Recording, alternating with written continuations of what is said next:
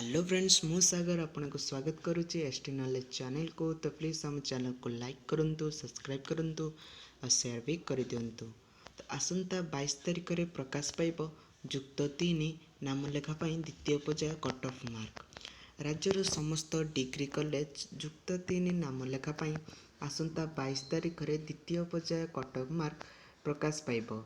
जुक्त 3 प्रथम वर्ष श्रेणी रे नाम लेखा प्रथम पर्यायर मनोनीत छात्र छात्री माने अक्टोबर 17 पर्यंत नाम लेखाई पारिबे। द्वितीय पर्याय कट ऑफ मार्क 22 तारिख अपराह्न 2टार प्रकाश पाइब। आसंता 22 तारिख रु 29 तारिख संध्या 5टा मध्य फी दाखल करेंगे। 27 नवेम्बर 3टा संध्या 5टा मध्य द्वितीय पर्याय मनोनीत छात्र छात्री माने नाम लेखाइबे। एने उच्च शिक्षा विभाग पक्षर सोमवार राज्यर समस्त कॉलेज अध्यक्ष को चिठी लिखाई जणाई दि जाइछि। सूचनायोग्य कोरोना महामारी नामलेखा अवधि घुंचा जाइथिबा विभाग पक्षर कहुଯାଇଛି।